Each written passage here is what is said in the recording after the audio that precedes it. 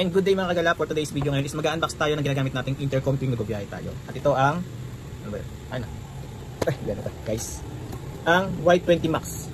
Pero itong magkakaiba to, Y20, Y10 saka Y20 Max.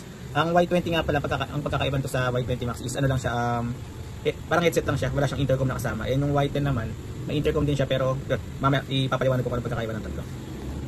And ito nga yung ating Y20 Max. Pag na-receive nyo, kaka-order ko lang to sa Lazada. Ay, Shopee pala, yun. Shopee, Lazada meron to. At pangatlong order ko na to. Pwede siyang gamitin sa full face, sa face. Pero magkakaiba yung microphone na darating. Pero itong in-order ko ngayon is dual. Pwede nga face, pwede full face. Tara, unbox na natin. At ito ang darating sa inyo. Una, syempre ito. Yan. Then, unbox natin siya. Una nyo makikita is itong manual. Sa manual, makikita nyo dito na meron siyang mga bossing. Yan. Ito yung manual niya. Basahin nyo na lang kung sakali. Then, after that, ito. Yan. Itong mismong intercom niya. Unahin muna natin i-review to. Ito yung pinaka-volume niya. Ito yung para lumakas yung volume up and down para umina. Tapos start natin. Yan. Pagka ganyan, open siya. Press 1 lang siya. Long press lang. Tapos open na siya. Para ma-activate naman ito. Para mag-on sa intercom. Actually, may Bluetooth din itong mga bossing ha. Yan. Tapos itong pinaka-gilid niya, ito yung isa sa mga nagustuhan ko dito. Yan.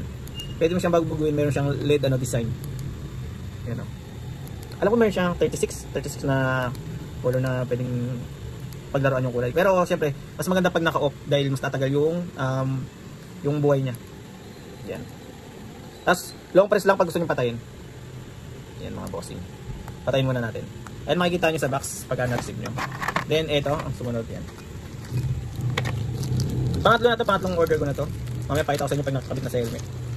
And ayan guys. So, ang pagkakaiba ng ito yung pinaka niya, parang mouthpiece. Ito yung sa tenga na kinakabit sa Tapos ito. Dito mo lang siya ikakabit. Type-C na rin to ha. Dito yung niya charger kung sakaling malulupat. Yan yung charger niya. Yan yung lang sasaksak. Ayun yung kasama niya. Tapos ang kagandahan dito, kaya ako nasabi na pwede siya sa full face sa face. Ito yung pang-face. Tatanggalin nyo lang to. Magkakaiba yung nitong mga bossing na description na kung sakali Pero meron din pang dalawan kagaya nito. Papakita ko sa inyo yung mga iba pa. Ayan. Pwede na siyang pang half-face. Tapos may mga kasama rin siyang alam ko naka 3M to. Para makabit natin sa mga helmets natin. Yung mga parang stickers na yan. Ito yung Then papakita ko sa inyo pag nakakasuot na nakakabit na sa helmet. So ito yung mga binili ko na nakakabit sa helmet. Ayan, ang bossing. Ang angas niya pag nakakabit na sa helmet, talagang pansinin. Ang pagkakaiba lang nito, pang dalawaan lang talaga siya yung intercom to, pang dalawaan. Actually, kami lang naman ng OBR ko dito kaya ito yung pinili ko, talagang mas affordable siya. Tapos long press para patayin. Yan. Long press lang din. Yan, ganun lang mga bossing. Tapos pag magpapalit pala kayo ng language dito, kasi minsan man may Japanese dyan. Pag open nyo dyan, di ba naka-open na siya? Dalawang pindot pa ulit. Pwede siya English mode saka Chinese mode. Kasi medyo narito ako doon nung una, talagang nahirapan lang. Kasi hindi ko nabasa ko lang sa manual. And then nga mga bossing, nabili ko lang siya for only 855. Dati nabili ko ito is 192. Ngayon, pangatlong beses ko nang nakapag-avail nito, mas bumaba siya.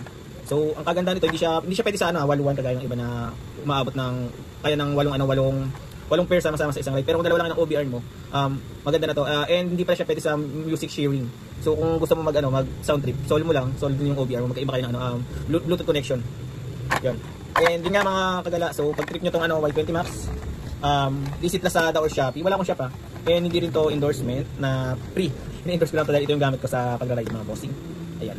And matagal to gamitin mga bossing. Bago siya malobat siguro mga 3 ride or 3 days kung tuloy-tuloy. Kaya itong 3 days tuloy-tuloy na naka-open. Huwag yun lang itong huwag lang nakabukas yung LED light niya. Siguro mga 1 day or 12 hours na tuloy-tuloy na nakabukas yung LED light.